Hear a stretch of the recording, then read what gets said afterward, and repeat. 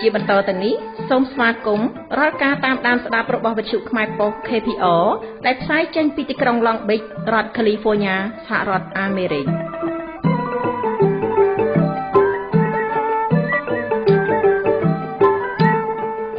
លំដាប់តទៅនេះសូមអញ្ជើញតាមដានស្ដាប់នៅមេត្តាព័ត៌មានប្រចាំថ្ងៃពីទីក្រុងភ្នំពេញ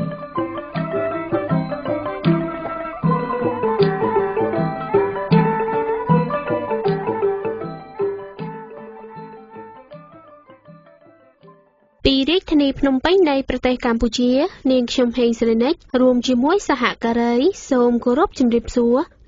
លោកស្រីអ្នកនាងកញ្ញាដែលកំពុងតាមដានស្ដាប់ការផ្សាយរបស់វិទ្យុខ្មែរប៉ុស្តិ៍ទាំងក្នុងនិងក្រៅប្រទេសជាទីមេត្រីនាងខ្ញុំសូមជូននៅកម្មវិធីផ្សាយសម្រាប់ថ្ងៃពុធ13រោចខែបុស្សឆ្នាំវកអត្តស័កពុទ្ធសករាជ2560ត្រូវនៅថ្ងៃទី25ខែមករាគ្រិស្តសករាជ2017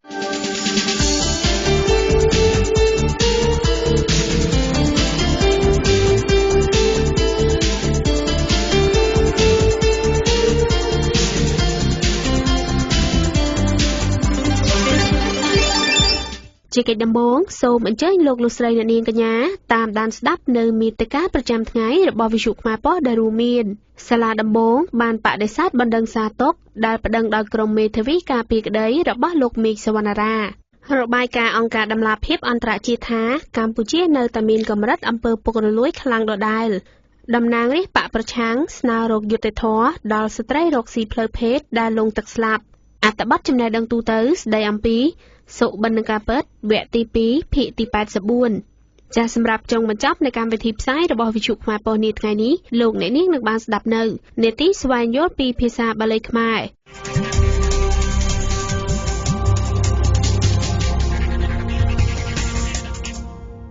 ចាអស់លោកអ្នកនាងជាទីមេត្រីលំដាប់តទៅនេះនាងខ្ញុំសូមជូននៅព័ត៌មានសាលាដំបងបានបដិសេធបណ្ដឹងសារទុកដែលប្តឹងដោយក្រុមមេធាវីការពារក្តីរបស់លោកមេឃសវណ្ណារាលោកឈឹមគឹមទ្រីរាយការណ៍ជូននៅព័ត៌មាននេះសាលាកំពូលនៅថ្ងៃពុធនេះបានបដិសេធបណ្ដឹងសារទុកដែលប្តឹងដោយក្រុមមេធាវីការពារក្តីរបស់លោកមេឃសវណ្ណារានិងអ្នកជាប់ទោសចំនួន4រូបផ្សេងទៀតបន្ទាប់ពីពួកគេបានប្តឹងសារទុកមកតុលាការកំពូលដោយស្នើឲ្យបញ្ចូលឈ្មោះជនជាប់ចោទទាំង5នាក់ក្នុងចំណោម11នាក់ក្នុងបណ្ដឹងមុខភាពនីតិវិធីដែរនៅព្រឹកថ្ងៃទី25មករាឆ្នាំ2017នេះប្រធានក្រុមប្រឹក្សាជំនុំជម្រះតុលាការកំពូលលោកសឹងបញ្ញាវុធបានច្រានចោលបណ្ដឹងនេះដោយយល់ឃើញថាការសម្រេចរបស់សាលាឧទ្ធរជារឿងត្រឹមត្រូវទោះជាយ៉ាងណាការប្រកាសសាលដីកានេះធ្វើឡើងតែចំពោះមុខជនជាប់ចោទឈ្មោះអុកពេជ្រសំណាងតែម្នាក់ប៉ុណ្ណោះដោយឡែកចំពោះជនជាប់ចោទ4នាក់ផ្សេងទៀតដែលមានលោកមីសវណ្ណារាផងនោះមិនត្រូវបានបញ្ជូនមកស្ដាប់ប្រកាសសាលក្រមនេះទេលោកមីសវណ្ណារាដែលមានសញ្ជាតិខ្មែរអាមេរិកត្រូវបានដើមបណ្ដឹងចំនួន41នាក់ប្តឹងពាក់ព័ន្ធអំពីព្រឹត្តិការណ៍បាតុកម្មនៅលើស្ពាននាគក្បែរទីលានប្រជាធិបតេយ្យក្នុងខណ្ឌដូនពេញកាលពីខែកក្កដាឆ្នាំ2014កាលពីថ្ងៃទី20ខែកក្កដាឆ្នាំ2015ពាក់ព័ន្ធសំណុំរឿងនេះដែរត្រូវបានសាលាដំបងរាជធានីភ្នំពេញបានប្រកាសសាលក្រមដាក់គុកលោកមីសវណ្ណារារយៈពេល20ឆ្នាំដោយចោទពីបទដឹកនាំកុបកម្មនិងអំពើចូលរួមក្នុងចលនាកុបកម្មនៅលើស្ពាននាគក្បែរទីលានប្រជាធិបតេយ្យក្នុងសង្កាត់វត្តភ្នំខណ្ឌដូនពេញសកម្មជនទាំងនេះត្រូវបានតុលាការដោះលែងឲ្យនៅក្រៅឃុំម្ដងមកហើយកាលពីថ្ងៃទី13ខែមេសាឆ្នាំ2015ដោយសារមានការសម្របសម្រួលនយោបាយរវាងលោកសំរងស៊ីនៃគណៈបកសង្គ្រោះជាតិដែលជាគណៈបកជំទាស់និងលោកហ៊ុនសែនប្រធានគណៈបកប្រជាជនកម្ពុជាដែលជាគណៈបកកណ្ដាលអំណាចតុលាការបានត្រឡប់ចាប់ខ្លួនពួកគេទាំងអស់យកមកឃុំឃាំងវិញនៅថ្ងៃទី21ខែកក្កដាឆ្នាំ2015នៅពេលមានវិបត្តិនយោបាយក្រោយពីសកម្មជនគណៈបកសង្គ្រោះជាតិទៅត្រួតពិនិត្យព្រំដែនកម្ពុជាយួននិងបញ្ហាផែនទីរវាងប្រទេសទាំងពីរខ្ញុំឈឹមគឹមទ្រីវិទ្យុខ្មែរប៉ុស្តិ៍ KPR រាយការណ៍ពីរាជធានីភ្នំពេញ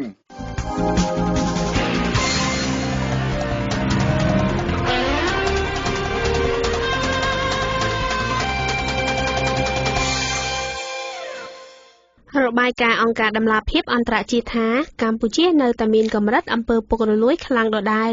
លោកសុកសានរាយការណ៍ជូននៅព័ត៌មាននេះរបាយការណ៍សកលតាក់ទងនឹងសន្ទុះនៃការយល់ឃើញពីអំពើពុករលួយ The Corruption Perception Index ដែលផ្សាយដោយអង្គការដំឡាភិបអន្តរជាតិនៅថ្ងៃនេះបានបង្ហាញឲ្យឃើញថាកម្ពុជាស្ថិតក្នុងចំណាត់ថ្នាក់ទី156ក្នុងចំណោម176ប្រទេសស្មើសាធារណរដ្ឋតុងហ្គោនិងអ៊ូបេគីស្ថាន កម្ពុជាទទួលបាន21ពិន្ទុសម្រាប់សន្ទុះនៃការយល់ឃើញពីអំពើពុករលួយឆ្នាំ2016ពិន្ទុនេះមិនមានការផ្លាស់ប្ដូរនោះទេក្នុងរយៈពេល3ឆ្នាំចុងក្រោយនេះដែលបង្ហាញថាកម្ពុជានៅតែជាប្រទេសដែលមានកម្រិតអំពើពុករលួយខ្ពស់ហើយនៅតែឈរក្នុងចំណាត់ថ្នាក់ទាបបំផុតក្នុងចំណោមប្រទេសជាសមាជិកអាស៊ាននិងចំណាត់ថ្នាក់ទាបទី3ក្នុងតំបន់អាស៊ីប៉ាស៊ីហ្វិកនេះបើតាមរបាយការណ៍ពាក់ព័ន្ធនឹងបញ្ហាអំពើពុករលួយនៅកម្ពុជារបាយការណ៍សកលទាក់ទងនឹងសន្ទុះឆ្នាំ2016ដែលនៅម៉ាក់នៅតែជាប្រទេសដែលស្អាតស្អំជាងគេលើពិភពលោកបន្ទាប់មករួមមាន New Zealand, Fanglang, Suez, Nouvelle Zélande, Norvège, Swiss, សិង្ហបុរី កាណាដា អាល្លឺម៉ង់ លុចសំបួរ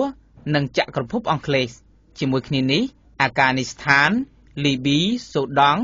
យេម៉ែន ស៊េរី កូរ៉េខាងជើង សូដង់ខាងត្បូង និងសូម៉ាលីជាប្រទេសដែលមានស្ថានភាពពុករលួយខ្លាំងជាងគេគួររំលឹកផងដែរថាតាមរបាយការណ៍សន្ទុះនៃការយល់ឃើញអំពើពុករលួយរបស់អង្គការដំឡាភិបនៅឆ្នាំ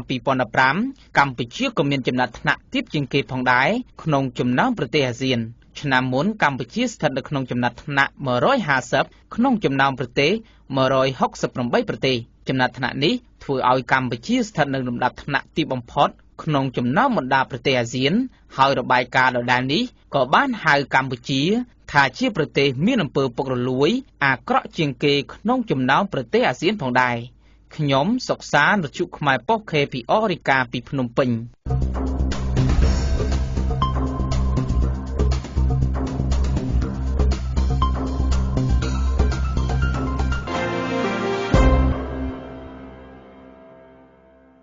តំណាងរាស្ត្របកប្រឆាំងស្នើរកយុត្តិធម៌ដល់ស្ត្រីរកស៊ីផ្លូវភេទដែលលង់ទឹកស្លាប់លោកពេជ្រវាសនារាយការណ៍ជូននៅព័ត៌មាននេះតំណាងរាស្ត្រគណៈបកប្រឆាំងស្នើក្រសួងពាក់ព័ន្ធស្វែងរកយុត្តិធម៌សម្រាប់ស្ត្រីរកស៊ីផ្លូវភេទម្នាក់ដែលស្លាប់ដោយសារលង់ទឹកនៅពេលដែលក្រុមសន្តិសុខខណ្ឌដូនពេញដេញចាប់នៅក្បែរវត្តភ្នំ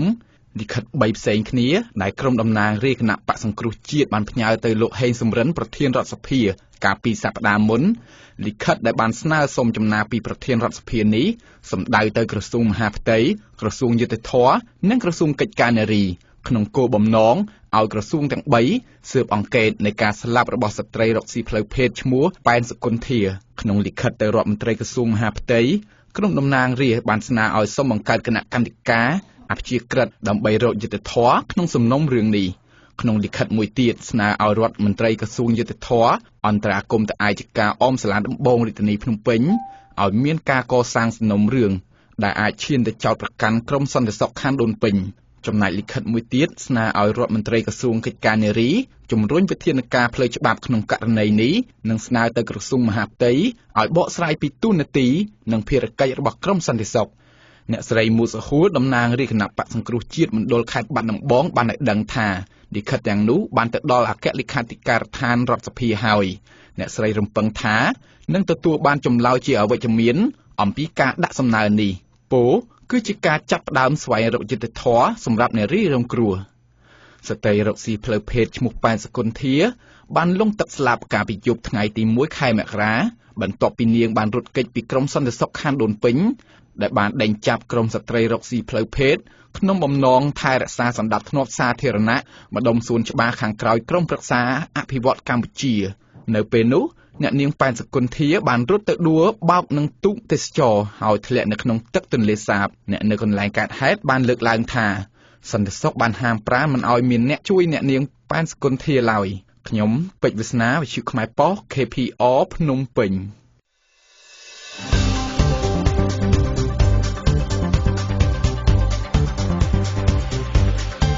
ស្ដាប់វិទ្យុខ្មែរប៉ុស្តិ៍លោកអ្នកនឹងដឹងពីព្រឹត្តិការណ៍ថ្មីៗ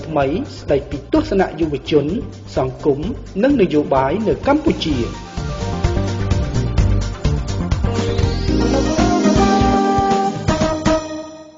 ចាស់ព័ត៌មានដែលរៀបរៀងដោយនាងខ្ញុំនាពេលនេះសូមចប់តែត្រឹមប៉ុណ្ណេះ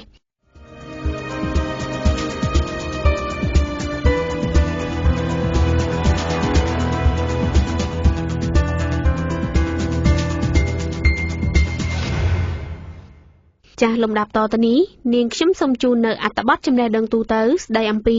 សុបិនការពិតវគ្គទី2ភាគទី84អភិក្រមទំនើបកម្មប្រទេសកម្ពុជាចាប់តាំងពីដើមសតវត្សទី20ប្រវត្តិសាស្ត្រខ្មែរកាលជំនាន់អាណានិគមបារាំងពុំមែនជាសម័យកាលមួយដែលសកម្មភាពនៃចលនាតស៊ូរបស់អ្នកស្នេហាជាតិជាព្រឹត្តិការណ៍សំខាន់តែមួយមុខប៉ុណ្ណោះទេ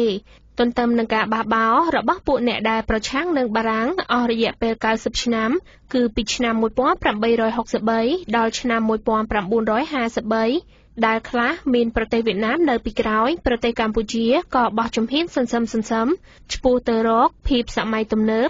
ដោយការខិតខំប្រឹងប្រែងរបស់បារាំងទោះជាតិចជាងនៅប្រទេសវៀតណាមដែលជាប្រទេសអាណានិគមបារាំងផ្ទាល់ក្តីការធ្វើទំនើបកម្មប្រទេសកម្ពុជាដែលជាប្រទេសធ្លាប់មានអរិយធម៌ដ៏ស្កឹមស្កៃមិនមែនជាការងាយស្រួលឡើយចំពោះអ្នកដែលចង់កសាងមូលដ្ឋានអភិវឌ្ឍមួយថ្មីទៀតដែលមានលក្ខណៈខុសទាំងស្រុងពីរបៀបរស់នៅជាប្រពៃណីរបស់អ្នកម្ចាស់ស្រុកមួយវិញទៀតគឺការកសាងមូលដ្ឋានអភិវឌ្ឍតាមរបៀបស្រុកបារាំងនេះតែម្ដងជាពិសេសការរំលោភទៅលើអធិបតេយ្យរបស់ខ្មែរដោយរេស៊ីដង់បារាំងដែលជាកត្តានៃការបះបោរផ្សេងៗរបស់ប្រជាជនជាពិសេសរបស់ស្ដេចនិងមន្ត្រីរបស់ស្ដេចបារាំងត្រួតត្រាស្រុកខ្មែរជំនួសស្ដេចខ្មែរហើយថែមទាំងយកអំណាចទាំងមូលពីស្ដេចខ្មែរទៀតផងដើម្បីរៀបចំមូលដ្ឋាននេះដែលគេហៅថាការកែតម្រង់បារាំងបានដណ្ដើមយកអំណាចពីព្រះមហាក្សត្រដោយត្រង់នៅឆ្នាំ1884ម្ដងនិងនៅឆ្នាំ1897ម្ដងទៀតនៅឆ្នាំ1884ការប៉ុនប៉ងមុនដំបូងបង្អស់របស់បារាំងបានទទួលបរាជ័យទាំងស្រុងព្រោះមានមហាកុបកម្មមួយបានផ្ទុះឡើងហើយបានផ្តាច់ជីវិតទាហានបារាំងអស់ជាច្រើនប៉ុន្តែនៅឆ្នាំ1897បារាំងបានសម្រេចផែនការនេះរបស់គេចាប់តាំងពីពេលនោះមកដំណើរការទំនើបកម្មបានប្រព្រឹត្តទៅដោយពុំជួបនៅឧបសគ្គអ្វីធំដុំឡើយនៅឆ្នាំ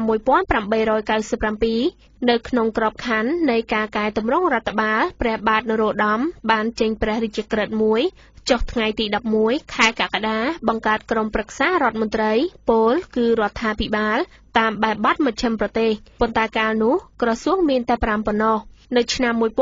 1901បារាំងបានបែងចែកប្រព័ន្ធរដ្ឋបាលជាឃុំប៉ុន្តែមិនបានសម្រេចទាល់តែឆ្នាំ1908ទើបធ្វើបាននៅក្នុងពេលជាមួយគ្នានោះបារាំងបានវាយរលំរបបទសភាពចោលតែម្ដងហើយអំណាចរបស់ព្រះមហាក្សត្រក៏ចុះខ្សោយដែរព្រោះតែធ្វើទំនើបកម្មស្ថាប័នដឹកនាំនានារេស៊ីដង់ស៊ុបបេរីយើបារាំងក្តាប់យកអំណាចទាំងមូលយ៉ាងណាមិញអ្នកដឹកនាំក្រុមប្រឹក្សារដ្ឋមន្ត្រីគឺរេស៊ីដង់បារាំងតែម្ដងនៅឆ្នាំ1947បញ្ញវន្តខ្មែរមួយក្រុមបានប្រែក្លាយរបបរាជានិយមប្រពៃណីខ្មែរឲ្យទៅជារបបរាជានិយមអាស្រ័យរដ្ឋធម្មនុញ្ញគឺតាំងពីពេលនោះមកហើយដែលប្រទេសកម្ពុជាមានរដ្ឋធម្មនុញ្ញដឹកនាំដោយមានការបែងចែកអំណាចត្រឹមត្រូវទៅតាមលទ្ធិប្រជាធិបតេយ្យតាមបែបបទមជ្ឈិមប្រទេសក្រោយការរលំរលាយនៃគណបក្សប្រជាធិបតេយ្យរបបបែងចែកអំណាចនៅតែមានរូបរាងបន្តទៅទៀតទោះបីសម្ដេចនរោត្តមសីហនុក្តាប់អំណាចរដ្ឋទាំងមូលតាមរយៈចលនាសង្គមរាស្ត្រនិយមក្តីគឺចលនាមួយដែលព្រះអង្គបានបង្កើតដើម្បីឈានទៅដល់របបបក្សតែមួយដូចនៅក្នុងបណ្ដាប្រទេសកុម្មុយនីសនៅក្នុងសម័យសង្គមរាស្ត្រនិយមគឺពីឆ្នាំ1955មកដល់ថ្ងៃទី28ខែធ្នូឆ្នាំ1969សម្ដេចនរោត្តមសីហនុបានបន្តអភិក្រមទំនើបកម្មយ៉ាងសកម្មដែរប៉ុន្តែការគោរពគោលការណ៍ប្រជាធិបតេយ្យមានការរង្គោះរង្គើយ៉ាងខ្លាំងជាហេតុធ្វើឲ្យការកំណត់នយោបាយក្រៅប្រទេសមានលក្ខណៈអត្តនោមាត្រប្រកបដោយគ្រោះថ្នាក់គឺឃ្លាតឆ្ងាយពីនយោបាយអព្យាក្រឹតភាពហើយរេយ៉ាងខ្លាំងទៅរកមលុកបណ្ដាប្រទេសសង្គមនិយមដែលជាសត្រូវយុទ្ធសាស្ត្ររបស់លោកសេរីនៅពេលនោះលទ្ធិកុម្មុយនីសកំពុងតែមានឥទ្ធិពលខ្លាំងមហិមាទៅលើបញ្ញវន្តនិងអ្នកនយោបាយនានានៅក្នុងតំបន់ហើយប្រទេសកម្ពុជាក្រោមការដឹកនាំរបស់សម្ដេចនរោត្តមសីហនុក៏ចេញបំផុតពីឥទ្ធិពលនេះដែរទោះជាយ៉ាងនេះក្តីក៏វប្បធម៌បារាំងដែលត្រូវអ្នកមានទំនោរទៅរកលទ្ធិម៉ាកនិយមចាត់ទុកថាជាវប្បធម៌ប្រតិកិរិយានៅតែមានជំហរបន្តមកទៀតគឺមានរហូតដល់ពេលទីអវសាននៃរបបសាធារណរដ្ឋខ្មែរបញ្ញវន្តមួយភាគធំដែលបានទទួលឥទ្ធិពលពីវប្បធម៌បារាំងបានដើរតួនាទីមួយដ៏សំខាន់នៅក្នុងការបង្កើត របបសាធារណរដ្ឋខ្មែរនេះមុននឹងក្រោយពេលដែលសភាទាំងពីរបានទម្លាក់សម្ដេចនរោត្តមសីហនុពីតួនាទីប្រមុខរដ្ឋគឺមុខតំណែងដែលសភាបានប្រកាសថ្វាយព្រះអង្គនៅថ្ងៃទី14ខែមិថុនាឆ្នាំ1960នៅពេលដែលព្រះអង្គក្តាប់រដ្ឋអំណាចទាំងមូលតែម្នាក់ព្រះអង្គសម្ដេចនរោត្តមសីហនុបានសាកល្បងកែស្ថាប័នរដ្ឋខ្លះៗដើម្បីដោះស្រាយទំនាស់ផ្សេងៗរវាងស្ថាប័នចម្លងពីបារាំងនិងវប្បធម៌ខ្មែរប៉ុន្តែនេះជាអភិក្រមទំនើបកម្មមួយបែបដែលពុំបានផ្ដល់សន្ទុះសេដ្ឋកិច្ចអ្វីប៉ុន្មានទៅឲ្យកម្ពុជាទេព្រោះតាមការពិតគឺជាស្ថាប័នដែលចម្លងចេញពីបណ្ដាប្រទេសកុម្មុយនីសហើយដែលគ្មានការបែងចែកអំណាចរដ្ឋក្តាប់អំណាចសេដ្ឋកិច្ចយ៉ាងណែនជាហេតុធ្វើឲ្យអំពើពុករលួយរីករាលដាលនៅក្នុងស្ថាប័ននានាការប្រជែងរវាងសេដ្ឋកិច្ចរដ្ឋនិងសេដ្ឋកិច្ចឯកជនបានត្រឹមធ្វើឲ្យសេដ្ឋកិច្ចទាំងមូលបាត់បង់នៅសន្ទុះដើមតែប៉ុណ្ណោះចាអត្ថបទចំណេះដឹងទូទៅដែលលោកអ្នកនាងទើបតែបានស្ដាប់នាពេលនេះសូមស្លេះទៅត្រឹមនេះសិននាថ្ងៃស្អែកនាងខ្ញុំនឹងលើកយកនៅភាគបន្តមកជម្រាបជូនជាបន្តទៀតដូច្នេះសូមអស់លោកអ្នកនាងកញ្ញារងចាំស្ដាប់កុំបីខាន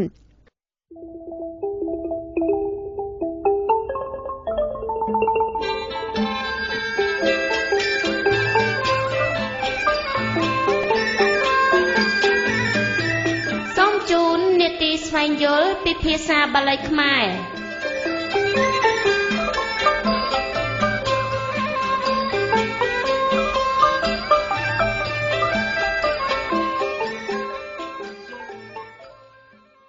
ចាសម្រាប់ចុងបញ្ចប់នៃកម្មវិធីផ្សាយរបស់វិទ្យុខ្មែរប៉ុននេះថ្ងៃនេះលោកអ្នកនាងនឹងបានស្ដាប់នៅនាទីស្វែងយល់ពីភាសាបាលីខ្មែរចាសម្រាប់នាទីនេះសួរដេញដោលដល់លោកសុវណ្ណរទ្ធីទៅកាន់លោកចាកៀងដូច្នេះសូមអស់លោកអ្នកនាងកញ្ញាតាមដានស្ដាប់ដូចតទៅ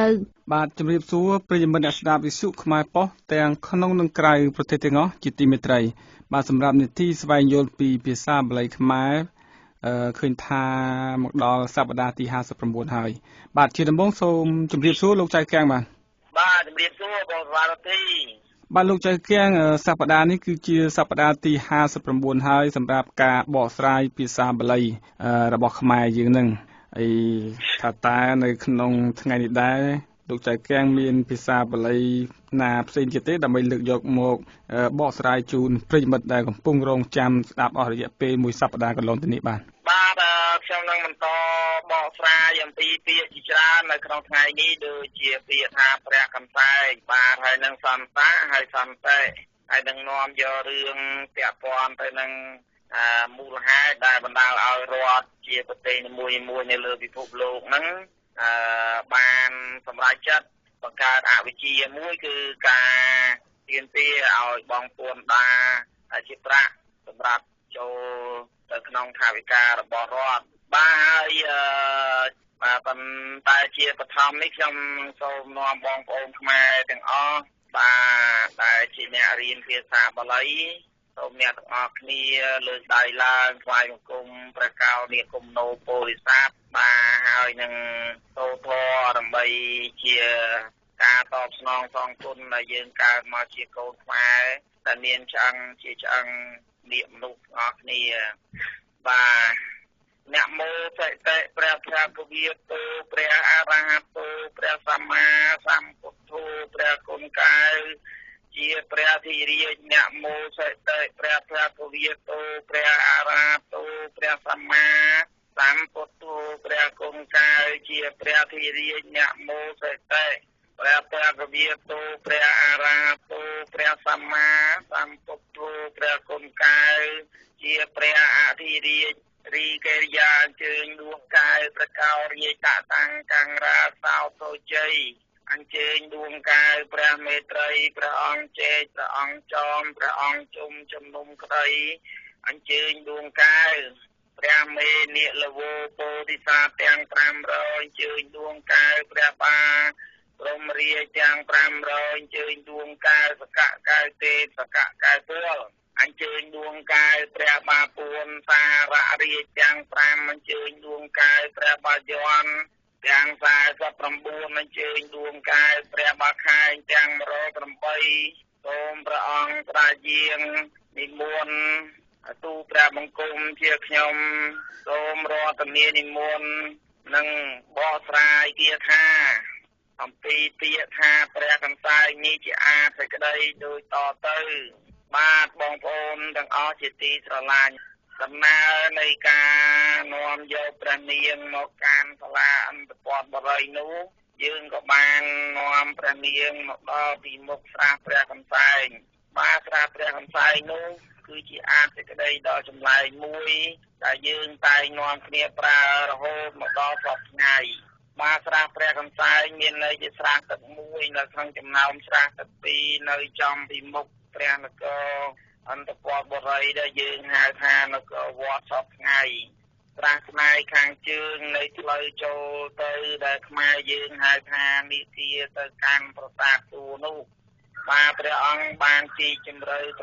6ហាត់បាទហើយនឹង12ហាត់ទៅខាងក្រោមបាទបើបរិយាយទៅថាស្រះទឹកនោះមានថ្មដែលរៀបចុះទៅក្នុងជំរឿដីនោះមាន6ហាត់ហើយបាន6ហាត់បន្តទៀតនោះគឺជាដីធម្មតាព្រះអង្គបានធ្វើកំផែងស្រះទឹកនោះដោយថ្មយ៉ាងល្អប្រណិតប៉ុន្តែសោកស្ដាយកាលក្នុងសម័យអាណានិគមបារាំងបានលើកយកកំផែងស្រះព្រះកំសែងនោះយកទៅកាន់ប្រទេសរបស់ខ្លួនហើយទុកឲ្យស្រះនោះបានហូរទឹកក្រិចបរិបូរដោយទឹកអាក្រក់ដែលគ្លៀងបាននាំហូរដោយជាតិស្អុយបាទទាំងពួងធ្វើឲ្យស្រះព្រះកំសែងនោះមិនអាចទូទានធ្វើជាទឹកស្អាតអូរកាលសម័យដែលព្រះអង្គនៅគង់កាន់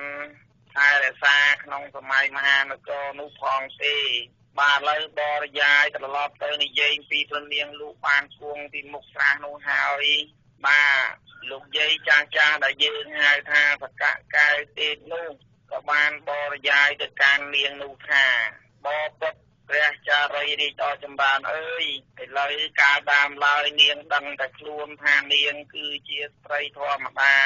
ប៉ុន្តែថ្ងៃនេះនាងក៏បានមករៀនសូត្រដើម្បីចង់ក្លាយខ្លួនទៅជាស្ត្រីនៃមាតាលោកនោះឥឡូវទីបំផុតអ្នកសម្លឹងមើលទឹកស្រះព្រះកំសែងនេះឲ្យហើយទឹកនោះតំណាងឲ្យទឹកភ្នែករបស់នាងបាទហើយពេលនាងនឹងក្លាយទៅជាមាតានៃលោកនេះហើយនាងនឹងបានឆ្លងកាត់នាងនឹងបានទទួលស្គាល់នៅទុក្ខលំបាកវេទនាទាំងឡាយសេចក្តីល្អសេចក្តីអាក្រក់ដែលបានកើតឡើងដោយព្រះស្វាមីមួយដោយបុព្វកាមួយនិងដោយសង្គមនៃមនុស្សជាតិក្នុងលោកនេះមួយដោយអាហារមួយដោយបាទសេចក្តីស្រេកឃ្លាននៅទ្រព្យសម្បត្តិនៅអំណាចបាទជាដើមឡាបាទលោកបញ្យល់ព្រះនាងនោះរួចហើយទើបព្រះអង្គបានសម្ដែងអំពីកាលថាទឹកភ្នែកនោះជាចំណងចងដៃដល់ទៅអ្នកទាំងអស់ដែលបានបញ្ចប់ការសិក្សា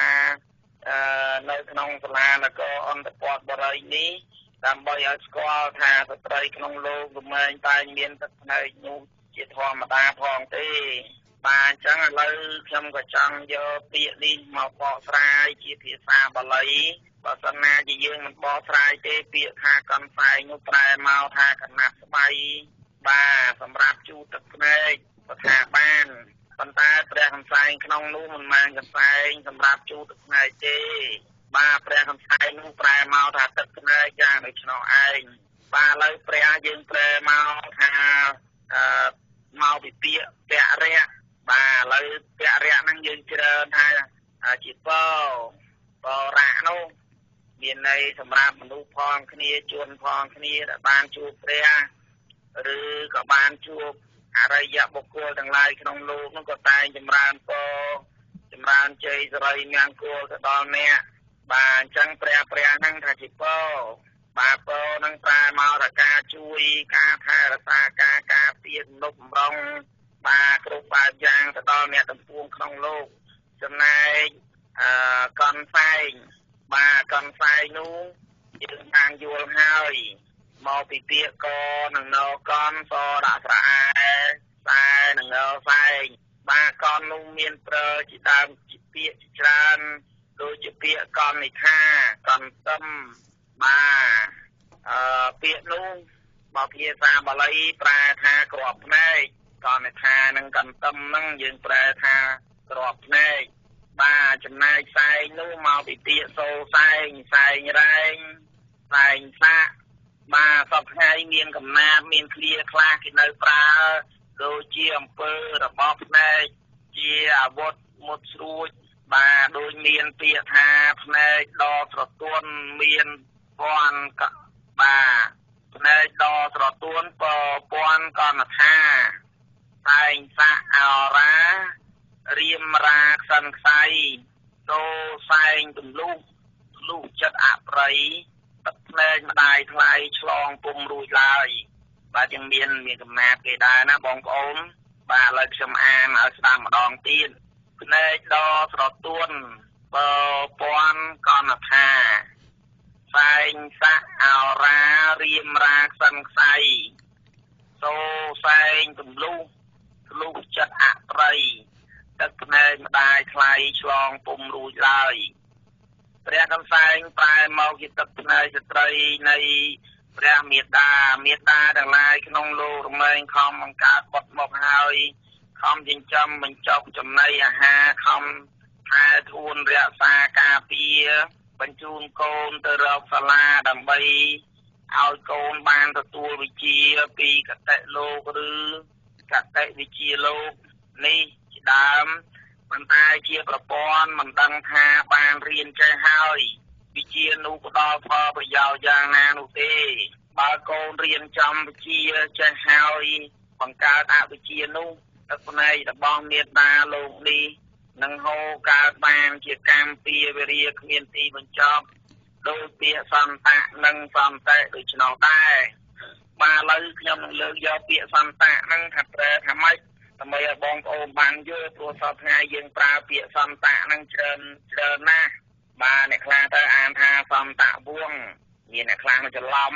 មិនអានថាសន្តៈវងទេទៅដល់សន្តៈវងទៅទៀតបាទអញ្ចឹងយើងថ្ងៃហ្នឹងយើងឲ្យបានច្បាស់ទាំងអស់គ្នាពាក្យណាដែលយើងអានថាសន្តៈពាក្យណាដែលយើងអានថាសន្តៈប្រែមកថាដូចពាក្យថាសាក់ហ្នឹងយើងប្រែច្រើនដងហើយការសម្លាប់ឬក៏សង្គ្រាមជាដើមលំតាហ្នឹងប្រែតែច្បាប់ក្បួនចឹងសន្តៈហ្នឹងនាំឲ្យប្រែថាក្បួនច្បាប់តម្រានៃការសម្លាប់នៃការបំផ្លាញបាទជាដើមចឹងទៅបាទបើយើងនិយាយពីវងតកោរបស់មនុស្សនោះសន្តៈហ្នឹងគឺជាអ្នកដែលប្រកែកធ្វើសឹកសង្គ្រាមអ្នកដែលច្បាំងការពារទឹកដីការពារព្រះនគរហ្នឹងគេហៅថាតកោសន្តៈបាទមានភាគច្រើនហ្នឹងកើតនៅក្នុងតកោព្រះមហាក្សត្រផងដែរហើយយើងសពថ្ងៃច្រឡំបងប្អូនច្រឡំថាឲ្យសន្តៈហ្នឹងតកោស្ដាច់ហើយមិនមែនទេបងប្អូនសន្តៈហ្នឹងគឺអ្នកដែលប្រកែកធ្វើសឹកសង្គ្រាមហើយយកឈ្នះទៅលើពួកត្រូវឈ្លានពានទឹកដីពួកចៅចូលមកបំផ្លិចបំផ្លាញព្រះនគរនោះហើយគេហៅថាសន្តៈបរោះនោះមិនច្បាស់ថាជាតកោស្ដាច់ឬក៏តកោរាជនោះផងទេបាទឲ្យតែប្រកែកធ្វើសឹកសង្គ្រាមគេចាត់ចូលទៅក្នុងតកោសន្តៈបាទហើយចំណែកសន្តិនេះមានន័យមកពីពាក្យថាសន្តៈតេបាទសន្តៈហ្នឹងមានន័យថាដែលខ្ញុំបានជម្រាបខាងដើមហើយតេនោះគឺជាពាក្យប្រែមកថារលត់អញ្ចឹងប្រែមកថាបញ្ចប់បាទបញ្ចប់ភាពដែលពូកែធ្វើសឹកសង្គ្រាមបញ្ចប់ភាពដែលពូកែខាងដេញកាប់សម្លាប់ឬក៏ធ្វើយ៉ាងណានោះតាមពាក្យនៅក្នុងភាសាហ្នឹងបាទអញ្ចឹងដូចជាពាក្យថាសន្តិភាពសន្តិជនសន្តិហវិធីអញ្ចឹងមានន័យថាក្នុងហ្នឹងក៏ចង់បញ្ជាក់ប្រាប់យើងដែរថាបើសង្គ្រាមឬក៏ឈ្នះដោយសង្គ្រាមហ្នឹងបានរលត់ទៅបាទសន្តិភាពមួយក៏បានកើតមានឡើងបាទសន្តិជនហ្នឹងមានន័យថាជួនទាំងឡាយហ្នឹងក៏លែងបានរងនៅសង្គ្រាមនៅការកាប់សម្លាប់បាទអញ្ចឹងជួនទាំងឡាយហ្នឹងក៏បានសេចក្តីសុខយើងហៅសន្តតិជនណាយើងអានថាសន្តិជនអញ្ចឹងតែយើងសរសេរខុសបន្តិចយើងច្រឡំដោយសន្តជនយើងអត់បានដាក់ស្អេពេលហ្នឹងគឺជាសង្គ្រាមការកាប់សម្លាប់ក្បួនសម្លាប់ជួននៅលើលោកទៅចេះវិញណាបានស្រួលប្រមាណទេបាលីបានខ្ញុំចេះតែនិយាយថាបាលីខុសគ្នាតែបន្តិចទេដោយសេ តែយើងថាសាក់តេអានឹងធ្ងន់ហើយបងប្អូនតែយើងជិះដល់សាក់តេហ្នឹងមានន័យថាការសម្លាប់គ្នារហូតដល់ស្លាប់រហូតដល់រលួតទៅដល់សេតេបានប្រែមកថាព្រលឹងវិញ្ញាណដែលយើងរលួតក្នុងបញ្ញខណ្ឌទៅនោះបានដល់ទៅព្រលឹងវិញ្ញាណមេត្តាបៃតានៃលោកដែលបានវិលត្រឡប់មកជួយថែរក្សាអីចឹងបានដល់ពេលយើងថាសាក់តេខុសបាទមានន័យអញ្ចឹងភាសាបាលីបងប្អូនខ្ញុំចង់ឲ្យបងប្អូនយល់យើងប្រើប្រែផ្ដាស់អត់បានទេដោយសន្តិហវិធីបាទណាយើងត្រូវទៅសេស្អែកអញ្ចឹងបានមានន័យថាវិធីអ្វីទៅវិធីសាស្ត្រអីខ្លះដែលបណ្ដាលឲ្យសង្គ្រាមឬក៏ការកាប់សម្លាប់នឹងបានរលួតទៅបាទអញ្ចឹងក្នុងនឹងខ្ញុំចង់បញ្ជាក់បន្តិចទៅកាន់មាតុភូមិដ៏អភ័ព្វតែខ្ញុំឃើញនឹងភ្នែករាល់ថ្ងៃហើយខ្ញុំមិនមែនជាចង់និយាយទេខ្ញុំនិយាយការពិតហ្នឹងដើម្បីឲ្យយើងអស់គ្នាយល់តែហេតុអ្វីបានជាក្បែរផ្ទះខ្ញុំហ្នឹងវាបុកគ្នាពីម្សិលមិញហ្នឹងស្លាប់ដល់តែ3នាក់បាទគឺដោយសារតែការហូបសូរ៉ា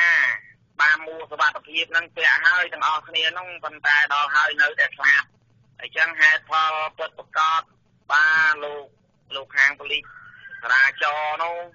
បាទជ្រាបជាព័ត៌មានផងដែរគឺថាអ្នកដែលស្លាប់ហ្នឹងគឺដោយសារតែគាត់ហូបស្រាគាត់មិនមែនពាក់មួហើយនៅតែស្លាប់ដូចគ្នាបាទអញ្ចឹងហ្នឹងខ្ញុំចង់យកពាក្យសន្តិហវិធីហ្នឹងមកបញ្យល់ផងដែរបាទអញ្ចឹងយើងឃើញថាមិនមែន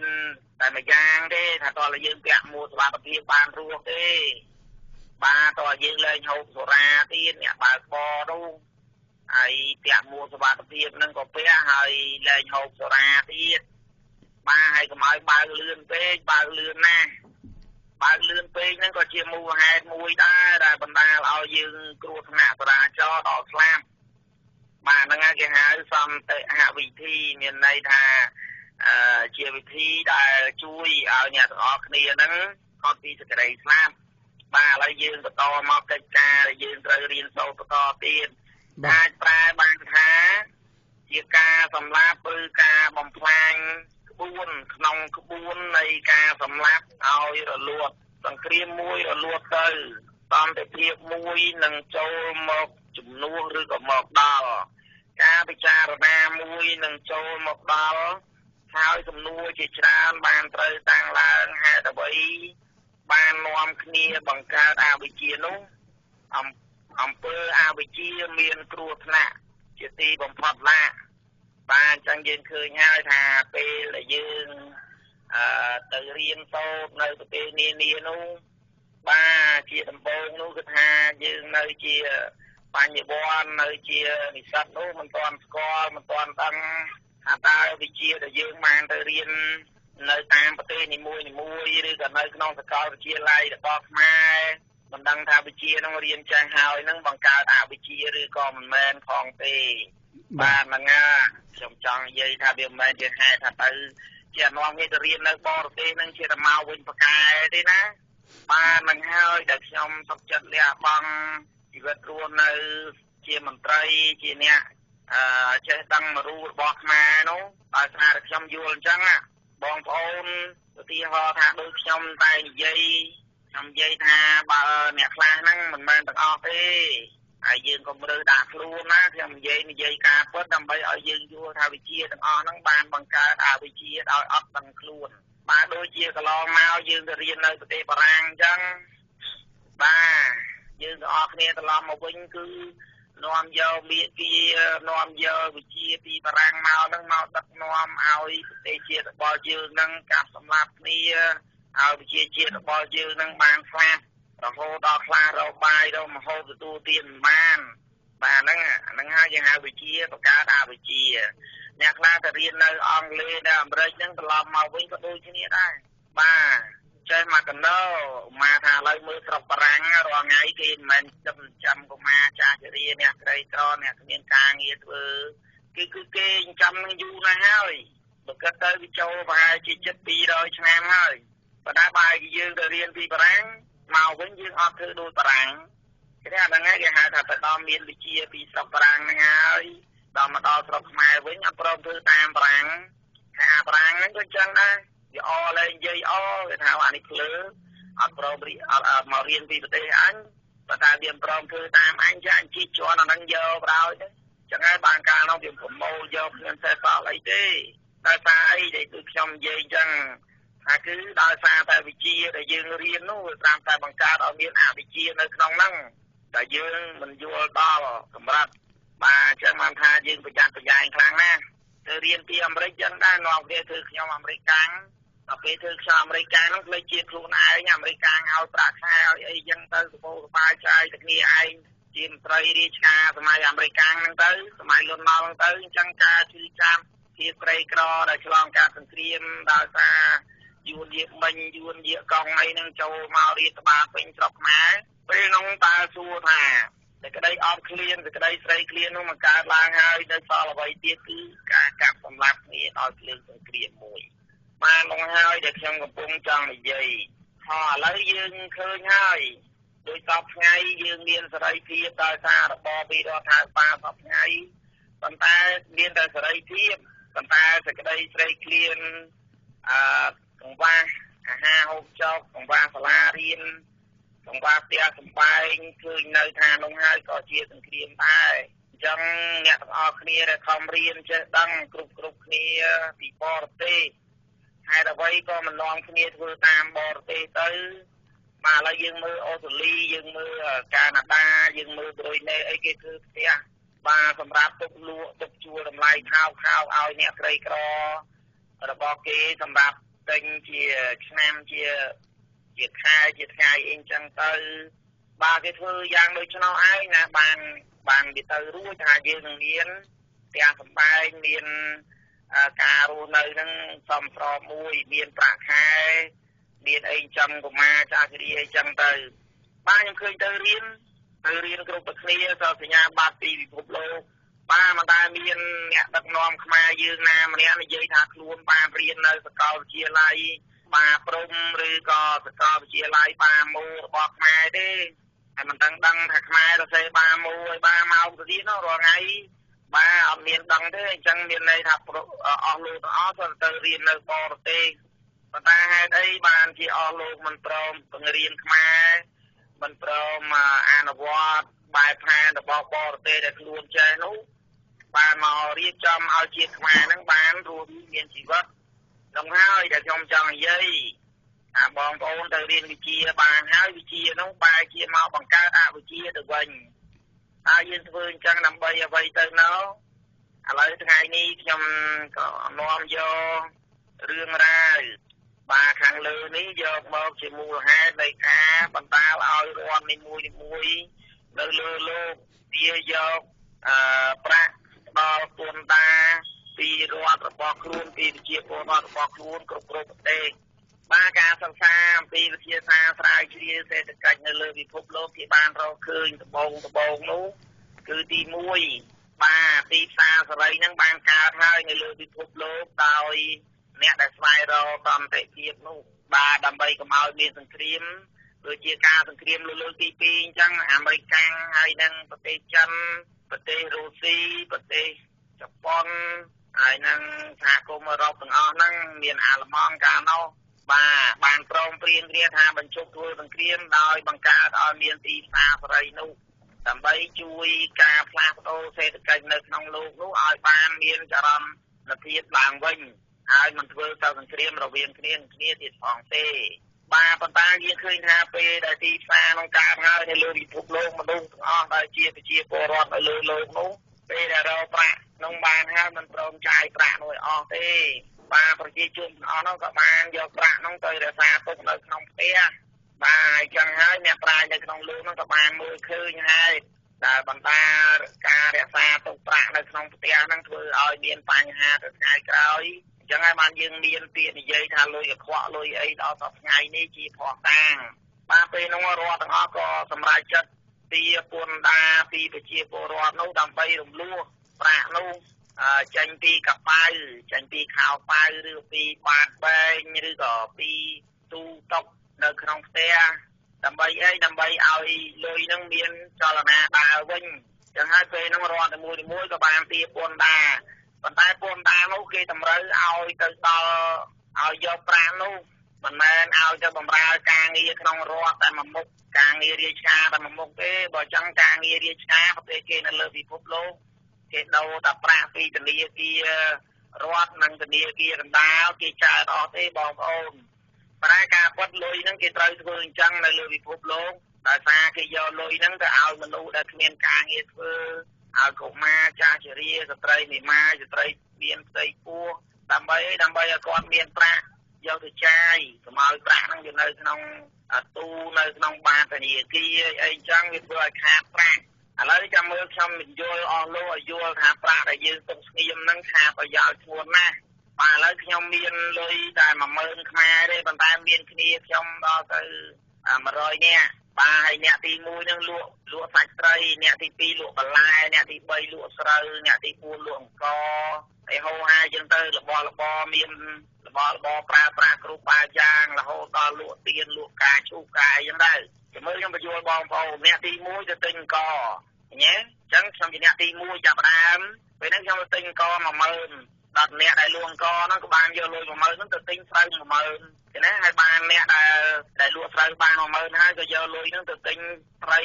ពី3គីឡូទៅអស់10000ចឹងហើយដល់អ្នកលក់ត្រីហ្នឹងក៏បានយកលុយហ្នឹងទៅទិញរបស់ប្រើប្រាស់មានប្រដាប់ប្រដាធ្វើនេសាទដល់អ្នកដែលលក់ប្រដាប់ប្រដានេសាទហ្នឹងក៏បានទៅទិញរបស់អីផ្សេងទៀតអញ្ចឹងក្នុងលុយ10000ណាបងប្អូនគិតមើលបើសិនណាយើងមិនបានពិចារណាផងទេលុយ10000ហ្នឹងយើងទិញបានតែអង្គមួយមុខទេប៉ុន្តែបងប្អូនពិចារណាក្នុងមនុស្ស10000នាក់អញ្ចឹងលុយ10000ហ្នឹងទិញសម្ភារៈក្នុងមួយថ្ងៃហ្នឹងមកពេជ្រភ្នែកហ្នឹង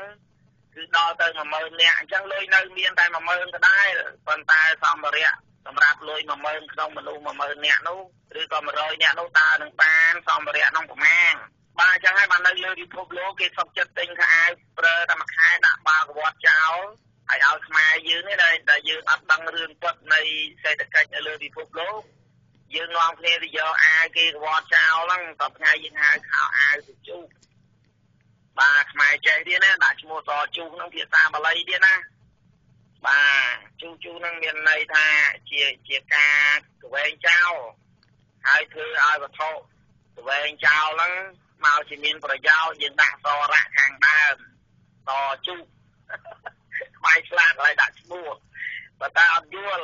ថាគេធ្វើម៉េចបានគេមានខោអាវកវ៉ាត់ចោលច្រើនម៉េចនេះហើយដែលខ្ញុំចង់និយាយតែឥឡូវបងប្អូនខ្ញុំទុកឱកាសឲ្យបងប្អូនពិចារណាខ្លះ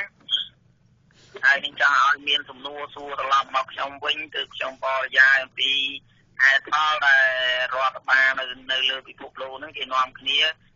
ទាពន្ធតាប្រាក់ហ្នឹងបន្តទៅទៀតបាទសូមអញ្ជើញមានសំណួរបាទលោកចៅគៀងឥឡូវនេះបកមកនគរអន្តរព័ន្ធបរិយដែលបច្ចុប្បន្នគេហៅនគរវត្តវិញស្រះទឹកនៅពីមុខប្រាសាទសួរហ្នឹងខាងស្ដាំដៃមួយខាងឆ្វេងមួយខាងឆ្វេងគឺខាងជើងឯខាងស្ដាំដៃគឺខាងត្បូងប៉ុន្តែមានចម្ងល់ថាហេតុអ្វីស្រះទឹកដែលនៅខាងត្បូងខាងស្ដាំដៃហ្នឹងនៅពេលដែលខែប្រាំងហេតុអ្វីក៏រីងអស់ឯស្រះទឹកដែលនៅខាងជើងហេតុអ្វីក៏ទោះបីជាស្ថិតនៅក្នុងខែប្រាំងក្តៅហួតហែងយ៉ាងណាក៏នៅតែរីងមិនអស់ថាតើមានមូលហេតុអ្វីដែរបាទហ្នឹងខ្ញុំសូមជម្រាបបន្តទៀតហើយពេលហ្នឹងក៏ខ្មែរយើងជាសកកែវទេហ្នឹងព្រះអង្គលោកក៏នាំប្រជារាស្ត្ររាជហ្នឹងមកអង្គុយខាងមុខស្រះដែលអត់បានរៀបចំថ្មធ្វើជាចណ្ដើរចុះហើយហុំដោយកំផែងព័ទ្ធជុំវិញដូចនៅក្នុងស្រះព្រះកន្សែងទេបាទហើយស្រះនៅផ្នែកខាងត្បូងនៃផ្លូវដើរហ្នឹងគឺមានឈ្មោះថាស្រះព្រះបិតាចឹងមួយតំណាងឲ្យប្រុសមួយតំណាងឲ្យស្រីស្រះទាំងពីរហ្នឹងណាបាទហើយស្រះតំណាងឲ្យបិតានោះព្រះអង្គមិនបញ្ជាក់ថាបិតាហ្នឹងមានទឹកភ្នែកដូចជាម្ដាយផងទេ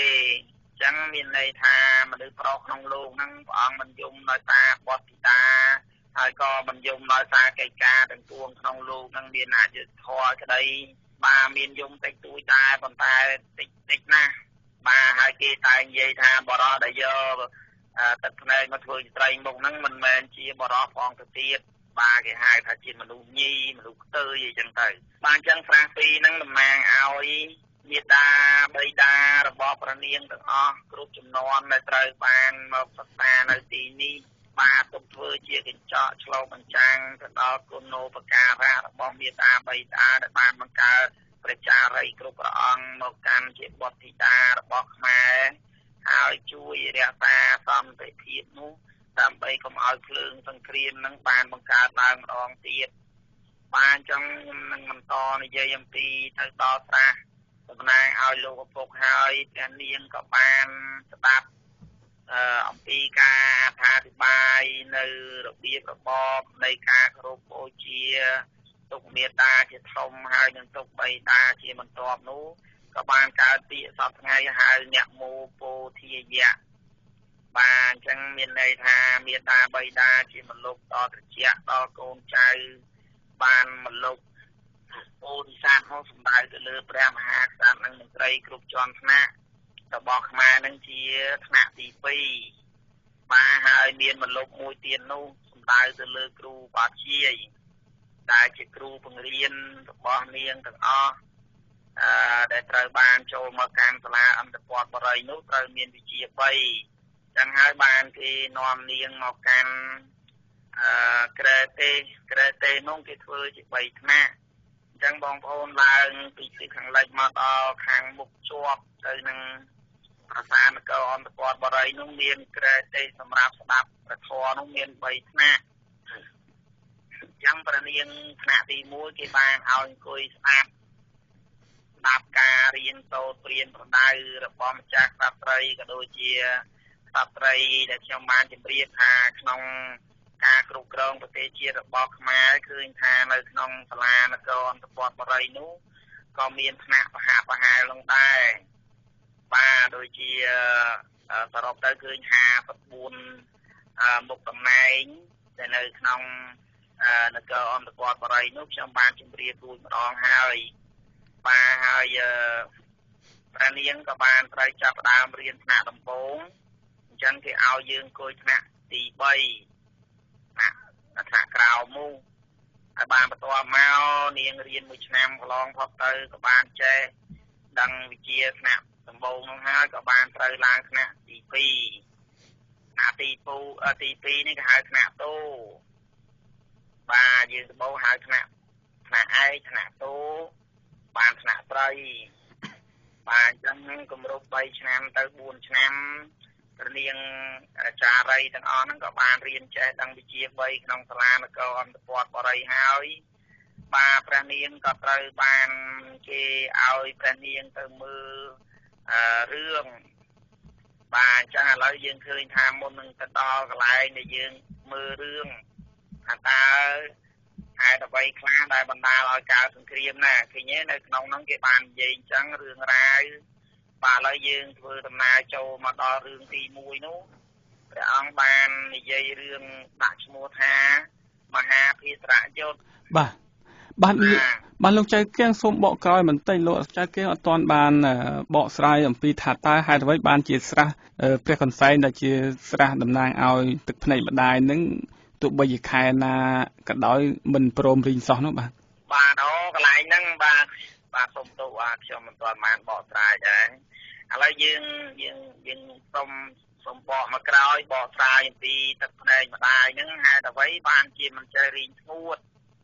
បាទស្រះហ្នឹងបងប្អូនខ្ញុំសូមជម្រាបថាមានការជីកខុសគ្នាស្រះខាងឪពុកហ្នឹងយើងជីករះហើយគ្មានហុំព័ទ្ធដោយចណ្ដើរចុះផងទេហើយស្រះស្រីហ្នឹងមានចណ្ដើរថ្មហ្នឹងចុះទៅហើយមានខឿនខ្ពស់ការពារទឹកស្អុយទឹកកខ្វក់អីហ្នឹងមិនឲ្យហូរចូលទៅក្នុងស្រះទឹកនោះបានទេស្រះនោះមានទឹកផុសពីក្រោមដីមកជាអចិន្ត្រៃយ៍ទាំងប្រាំងទាំងភាសាសំដៅទៅលើទឹកភ្នែករបស់ម្ដាយហ្នឹងហូរគ្មានទីបញ្ចប់នៅក្នុងទំនាយនោះក៏បាននិយាយដែរថាបើសិនជាពុតណាមួយប្រុសក៏ដោយស្រីក៏ដោយ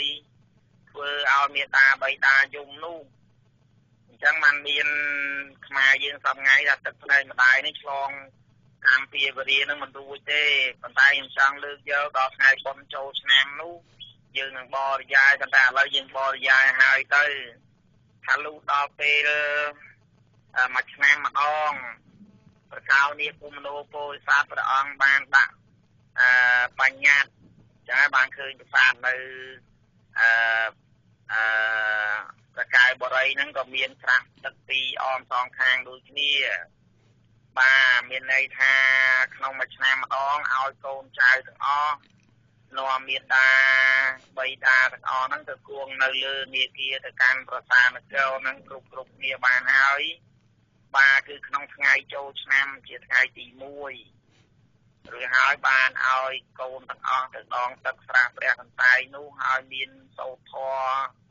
មានធ្វើពិធីលៀងព្រះបាទព្រះអីរបស់មេត្តាបិតាព្រះបាទហ្នឹងគឺបាតដៃបាតជើងរបស់គាត់ហ្នឹងហើយរួចបាននាំគ្នាថ្វាយបង្គំយកទឹកនោះមកមុជមកអីយើងខ្លួនឯងហ្នឹងទឹកព្រះបាទទាដែលយើងលៀងហ្នឹងគឺបានដងទឹកហ្នឹងជាបន្តទៀតម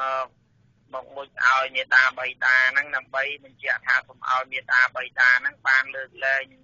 លួសទោសដែលកូនចៅបានធ្វើឲ្យមេត្តាបិតាយំបាននោះជារឿងមួយទៀតដែលពាក់ព័ន្ធទៅក្នុងស្រះព្រះកន្សែងប៉ុន្តែគឺជាកិច្ចសម្រាប់ធ្វើក្នុងពិធីបុណ្យចូលឆ្នាំបាទហើយទឹកស្រះព្រះកន្សែងនឹងផងដែរខ្មែរយើងតែងហៅទឹកស្រះព្រះកន្សែងហ្នឹងថាជាទឹកអមរតពីដើមនោះគេតែងយកទឹកហ្នឹងមកធ្វើការទទួលទានបរិភោគដូចជាទឹកបរិសុទ្ធសពថ្ងៃចឹងដែរបាទអញ្ចឹងខ្ញុំសូមបកស្រាយតែត្រឹមប៉ុណ្ណឹងទុកឲ្យបងប្អូនឆ្ងល់កន្លែងណាឲ្យបានសួរបន្តទៀតបាទឥឡូវសូមសំណួរថ្មីមួយទៀតបាទសូមលោកចៅកែងបន្តការរៀបរាប់នៅតាមថែវនៃប្រាសាទអង្គរវត្តដែលព្រះចារីត្រូវបានព្រះគ្រូឧបជានឹងចាប់ដើមបញ្យលពីជ្រុងមួយទៅជ្រុងមួយទៅបាទឥឡូវយើងបន្តមកក្នុងថ្នាក់បាទថែវដែលបរិយាយអំពីវិជានិងអវិជានឹងតទៅទៀតបាទនៅក្នុងហ្នឹងព្រះអង្គលោកបានឆ្លាក់ទុកអំពីប្រវត្តិរឿងមហាភារៈយុទ្ធហើយខ្ញុំសពថ្ងៃសោកស្ដាយណាស់ដែលឯកសាររបស់បារាំងមិនព្រមនិយាយថាជារឿងរបស់ខ្មែរហើយបែរជានិយាយថាជារឿងមហាបារតៈរបស់ឥណ្ឌាដែលឥណ្ឌាសម័យនោះបាទមិនមែនជាខ្មែរដែលបានរស់នៅលើទឹកដីនគរអន្តរបុរីនោះផងទេបាទឥឡូវយើងយករឿងពិតរបស់យើងមកបកស្រាយឲ្យបងប្អូនមកគ្នារៀនសូត្របាននៅក្នុងសាច់រឿងមហាភារៈយុទ្ធនោះដើមផ្លូវដំបងខ្ញុំនៅចាំនេះបងប្អូនខ្ញុំនៅសាលាជ័យនេះទេ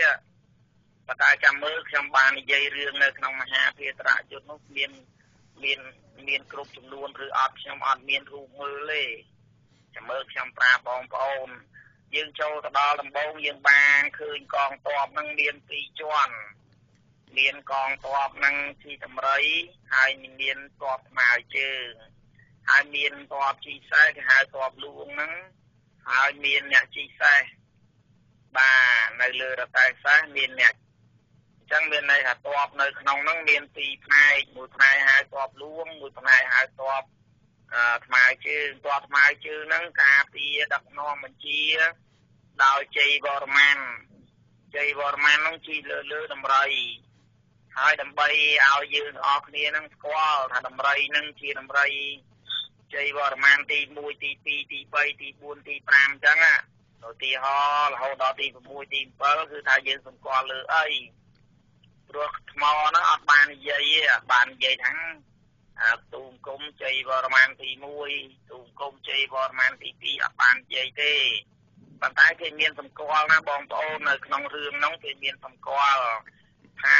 ឲ្យយើងមើលតម្រៃទី1តម្រៃទី2តម្រៃទី1ហ្នឹងមានផ្កាធម្មតាទេពាក់នឹងកកតម្រៃដល់តម្រៃទី2ហ្នឹងមានកណ្ដឹង3000បងប្អូនដែរឮទេចាស់និយាយថាកណ្ដឹង3000មាន់នេះបាទមានកណ្ដឹងហ្នឹងគេធ្វើជារូបមាន់បាទនឹងមួយហើយក្រៅពីហ្នឹងគេធ្វើកណ្ដឹងមូលហ្នឹង1000តែពាក់នៅលើកកតម្រៃនោះគេហៅកណ្ដឹង3000មាន់នេះគេធ្វើរូបជារូបផ្កាឈូកបាទគេគុំជា ជា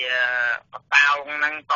គ្នារហូតដល់ខ្សែកនឹងមកជុំកតម្រៃហ្នឹងបានត្រូវពាក់លើកតម្រៃហ្នឹងបាទតម្រៃដែលពាក់កណ្ដឹង 5000 មាន់មាននោះគេឲ្យឈ្មោះថាជាតម្រៃជ័យវរ្ម័នទី1តម្រៃជ័យវរ្ម័នទី1ហ្នឹងត្រូវបានជិះដោយថ្នាក់ជ័យវរ្ម័នទី1ដែរអញ្ចឹងតម្រៃទី2ហ្នឹងគឺជ័យវរ្ម័នទី1ប្រកាន់សាសនាព្រះពុទ្ធតំណាងឲ្យខាងព្រះបាទចៅសាយបាទចំណែកខាងតម្រៃទី1នៅខាងដើមផ្លូវនោះមានពាក់បាទបលាយកនឹងធម្មតាមានរូបផ្កា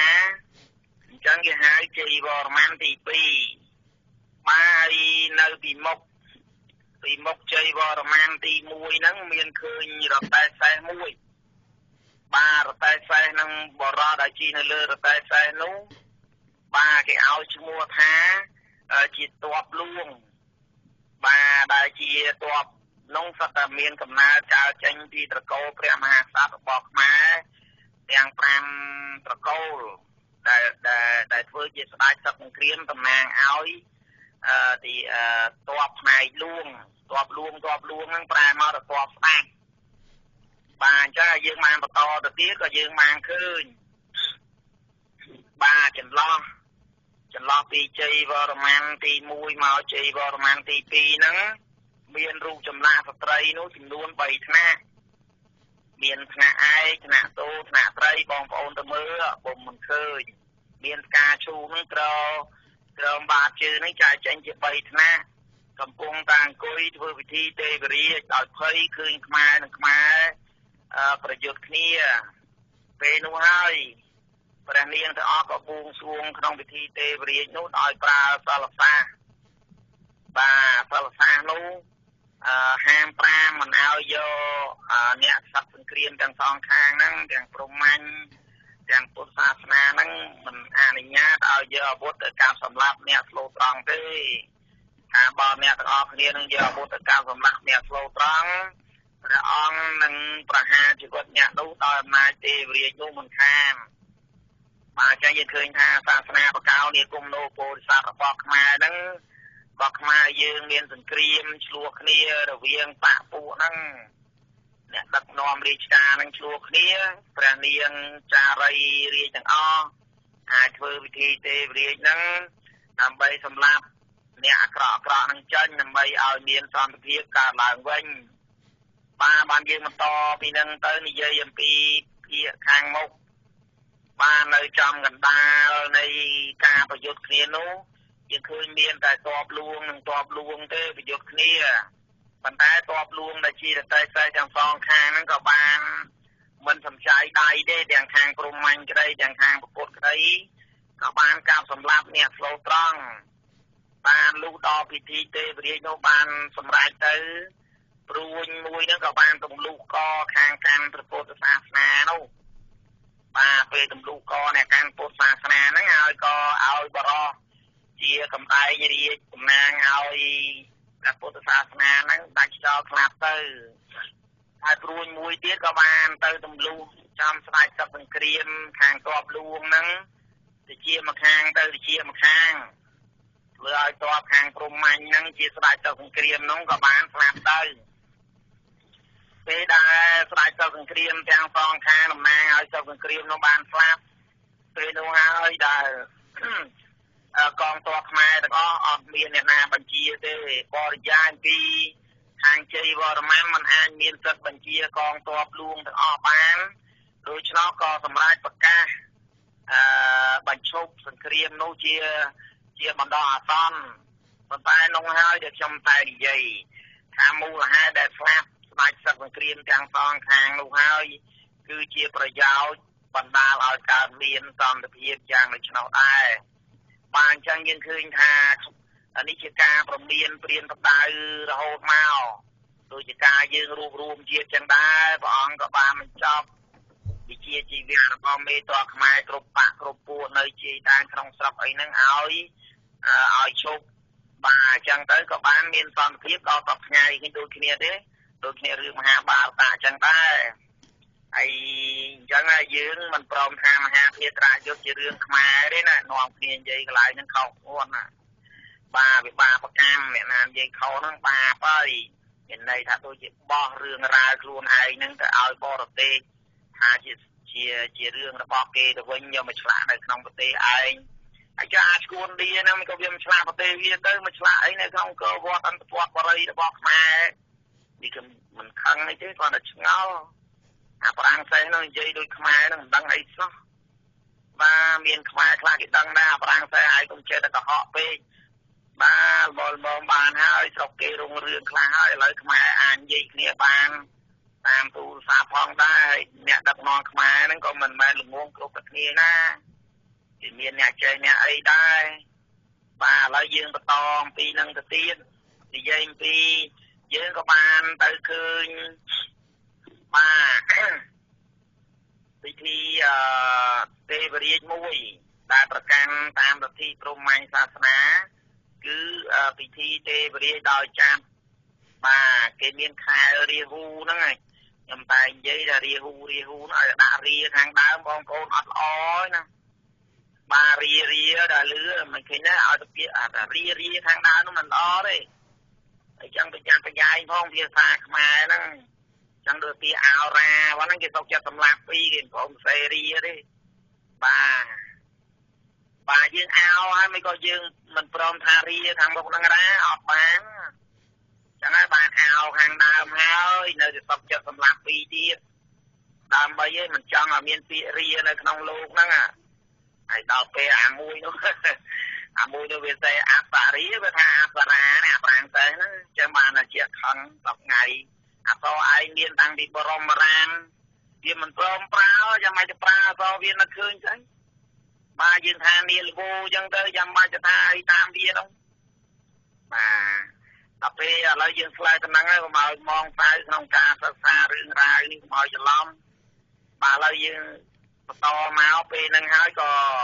ខាងព្រហ្មញ្ញសាសនាហ្នឹងក៏បានចាប់ស្ត្រីខ្មែរជានាគហ្នឹងនាគហ្នឹងខ្ញុំបានបញ្ជាក់ហើយថាគឺជាចារីរបស់ខ្មែរដែលនៅកំពុងចារីតែមិនទាន់បានមកបួសដែលនៅតាមផ្ទះស្បែកជាមួយមេដាបៃតានោះក៏មកមិនទាន់បានបួសពេលហ្នឹងគេចាំនាងហ្នឹងទៅដុតទាំងរស់លុះស្លាប់ហើយក៏ខាព្រលឹងហ្នឹងចូលទៅក្នុងខែលរាហូហ្នឹងគេហៅថាពិធីបូជាយាញនោះដើម្បីឲ្យព្រលឹងព្រះនាងហ្នឹងជួយការពារទេវរាជរបស់ស្ត្រីខ្មែរទាំងអស់ហ្នឹងតែបានទេវរាជហ្នឹងមិនឲ្យសម្លាប់ពួកគេបានហ្នឹងហើយដែលខ្ញុំចង់និយាយរឿងវាចេះវាចេះចឹងហើយយើងទៅនិយាយតាមឥណ្ឌាណារឿងវាអត់មាននៅក្នុងហ្នឹងផងហ្នឹងអត់មានឥណ្ឌានិយាយទៅអត់មានជ័យវរ្ម័នទី1ទី2ឯដូចយើងផងហ្នឹងវាអត់តប